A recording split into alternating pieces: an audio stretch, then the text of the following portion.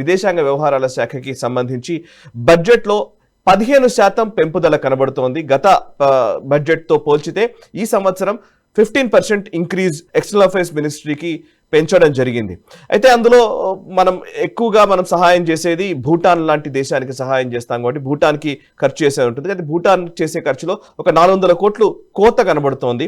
ఇక మిగతా అన్నిటిని కూడా ఇంచుమించు సుమారుగా అలాగే మెయింటైన్ చేసినట్టుగా మనం చూడాల్సి ఉంటుంది. So Afghanistan, Bangladesh, Myanmar, Sri Lanka, Nepal, seashells, Mauritius ఇట్లాంటి దేశాలన్నిటికీ కూడా కేటాయింపులకు సంబంధించిన వివరాలు కూడా ఉన్నాయి. సో నేను కేటాయింపుల వివరాల కంటే కూడా విదేశాంగ వ్యవహారాల శాఖకు కేటాయించిన మొత్తాన్ని ఎట్లా అర్థం చేసుకోవాలి గిరిధర్ గారు చెప్తారా? అండ్ గత సంవత్సరంతో పోల్చితే ఈ సంవత్సరం కొంత ఇంక్రీజ్ కనబడుతుంది. ఇది కేవలం జీడిపి గ్రోత్ రేట్ ని బేస్ చేసుకుని మనం ఆలోచించేదా, పెద్దగా పెంచినట్టుగా మనం ఏం భావించాల్సిన అవసరం లేదనుకుంటారు? మీరేమంటారు? భారతీయ జీడిపి ఏదైతే ఉందో 6.5 నుంచి 7% దాకా యావరేజ్ గా మనం పెరుగుతున్నప్పుడు ప్రతి డిపార్ట్మెంట్ కూడా రమారమి అంతే అలొకేషన్స్ ఉంటాయి. అంటే మనకు గత సంవత్సరంలో ఆదాయం 100 రూపాయలు ఉంది, ఈ సంవత్సరం 106 రూపాయలు ఉంది అంటే కనుక దాని కింద ఉన్న డిపార్ట్మెంట్స్ కూడా రమారమి అదే పోర్షన్ లో మనం డిస్ట్రిబ్యూట్ చేయాలి. కానీ కొన్ని డిపార్ట్మెంట్స్ మాత్రం అవసరాల దృష్ట్యా కొంత ఎక్కువ అలొకేషన్స్ చేయడం అన్నది ప్రభుత్వం నిర్ణయిస్తుంది ఆ సంవత్సరం వాళ్ళకున్న ప్రయారిటీస్ ఆధారంగా. అలాగే ఈ ఎక్స్టర్నల్ అఫైర్స్ మినిస్ట్రీకి సంబంధించినటువంటి బడ్జెట్ కి సంబంధించి గత సంవత్సరంతో పోలిస్తే కనుక ఈ సంవత్సరం 15% ఇంకా దాని బడ్జెటరీ అలొకేషన్ ఎక్కువ ప్రభుత్వం ప్రకటించింది. ఈసారి 20,500 పైచిలకు బడ్జెట్ ని వాళ్ళు ప్రకటించారు వీళ్లకు.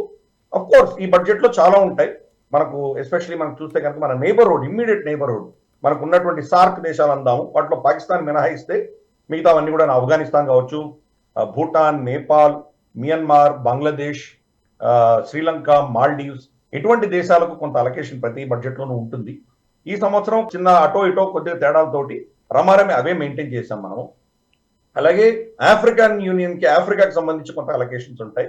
లాటిన్ అమెరికా గురించి అసలు లేదని చెప్పొచ్చు, 50-60 కోట్లు ఏదో బడ్జెటరీ అలొకేషన్ చేస్తాం మనం.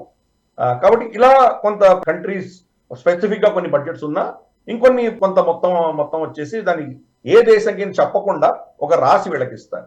దాన్ని ఎక్స్టర్నల్ అఫైర్స్ మినిస్ట్రీ వాళ్ళకి ఎక్కడ అవసరాలు ఉన్నాయో దాని దృష్ట్యా వాళ్ళు వాడుకోవచ్చు.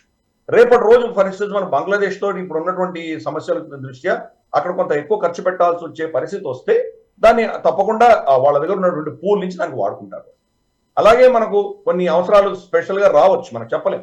సడన్ గా ఇక్కడ ఏదైనా ఒక గల్ఫ్ లో ఏదైనా గొడవ అయ్యో ఇంకేదైనా అయ్యి వస్తేనో, లేకపోతే ఇప్పుడు ఫర్ ఇన్స్టెన్స్ మనకు అమెరికా నుంచి డిపోర్టేషన్స్ వస్తున్నారు, అటువంటి అంశాల్లో బహుశా కొన్ని అడిషనల్ గా మనం ఖర్చు పెట్టాల్సి వస్తుంది. దేశానికి స్పెసిఫిక్ గా ఉండకపోవచ్చు అది, కానీ కొన్ని విపత్కరమైన పరిస్థితులను హ్యాండిల్ చేయడానికి మనకు కావాల్సి వస్తుంది. కాబట్టి ఈ budget compare to last year 15% ఇచ్చారు కాబట్టి దాన్ని పాజిటివ్ గానే తీసుకోవాలి. కానీ దీంట్లో నెగిటివ్ గా ఉన్నటువంటి ఆస్పెక్ట్ ఏంటంటే మనం లిటరల్ గా చైనా ఈ దేశాల మీద ఖర్చు పెడుతున్న ఖర్చు కంపేర్ చేసి చూస్తే మనం చాలా తక్కువ ఖర్చు పెడతాం, అసలు ఖర్చు పెట్టట్లేదని చెప్పొచ్చు మనం లిటరల్ గా చెప్తే కనుక.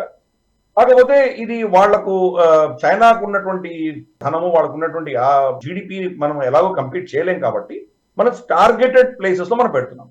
మనం ఇన్వెస్ట్ చేసేది కూడా అక్కడ ఉన్నటువంటి ప్రజలకు అవసరాల దృష్ట్యా మనం చేస్తున్నాం. వాళ్ళ ఆరోగ్యం కావచ్చు, వాళ్ళకు ఉన్నటువంటి చిన్న కష్టాలు కావచ్చు, వాటికి సంబంధించి అంటే వాళ్ళ ఓవరాల్ డెవలప్మెంట్ కి సంబంధించిన అంశాలు వీటి మీద మనం ఖర్చు పెడతాం. ఆహార విషయాల్లో కావచ్చు, పౌష్టిక ఆహార విషయాలు కావచ్చు, ఇటువంటి కొన్ని స్పెసిఫిక్ వాటిలో మనం ఖర్చు పెడతాము. అందుకని ప్రజల మీద మనం ఇన్వెస్ట్ పెడతాం. చైనా అలా కాదు, అక్కడ ఇన్ఫ్లుయెన్స్ కోరుకోవడానికి పెట్టుకుంటున్నారు కాబట్టి వాళ్ళు చాలా పెద్ద ఎత్తున వాళ్ళు ఖర్చు పెడుతున్నారు. అందుకనే మనం చూస్తే కనుక మన చుట్టుపక్కల ఉన్న నైబర్హుడ్స్ ఉన్నటువంటి దేశాలన్నీ కూడాను క్రమేపీ చైనా హస్తగతం అవుతున్నాయి. కానీ మనం మళ్ళీ మన దౌత్యపరమైనటువంటి నైపుణ్యంతో మనకు ఉన్నటువంటి అంటే ఈ దేశాల్లో ఉన్నటువంటి మన పాజిటివ్ ఏదైతే మన పట్ల మాట్లాడుతున్నటువంటి వ్యక్తులు ఉన్నారో వాళ్ళని వాడుకుని క్రమేపీ వీళ్ళని మళ్ళీ మన భారతదేశం తట్టు మళ్ళీ ఇచ్చే దిశగా మనం ప్రయత్నాలు చేస్తున్నాం. ఇది ఒక క్యాట్ అండ్ మౌస్ గేమ్. ఆ దేశాలకు ధనం ఎవరిస్తే వాళ్ళ దగ్గరికి వెళ్తారు, దాన్ని మనం ఆపలేం. కాబట్టి ఇది ఒక చాలా టఫ్ సిచ్యుయేషన్. మనకు ఉన్న పరిస్థితుల్లో మనకున్నటువంటి ఖర్చులు, మనకున్నటువంటి జీడిపి, దీన్ని అన్ని దృష్ట్యా మనం ఈసారి 15% మనం అలొకేట్ చేశాము. కాబట్టి దాన్ని పెద్దగా మనం తప్పుపట్టాల్సింది ఏం లేదు, కానీ ఇంకా ఖర్చు పెట్టుంటే బాగుండేది అన్నది ఒక అంశం దాంట్లో. మరి సంవత్సరం 2025లో ఎటువంటి సమస్యలు మన మీద వచ్చి పడతాయో, మరి అటువంటి పరిస్థితుల్లో మనం బహుశా అదనంగా ఇంకా ఏమైనా ధనం వెచ్చించాల్సి వస్తుందో ఈ సంవత్సరం వచ్చే పరిణామాల ఆధారంగా ప్రభుత్వం నిర్ణయిస్తుంది. ఈ వీడియో మీకు నచ్చినట్టయితే లైక్ చేయండి, 10 మందికి షేర్ చేయండి. అలాగే కామెంట్ల రూపంలో మీ అభిప్రాయాలను మాతో పంచుకోండి. Nationalist hub group of channels ను సబ్స్క్రైబ్ చేసుకుని తెలుగునాట జాతీయవాద జర్నలిజాన్ని ప్రోత్సహించండి. ఈ వీడియో కింద ఉన్న బెల్ ఐకాన్ పై క్లిక్ చేయడం మర్చిపోవద్దు.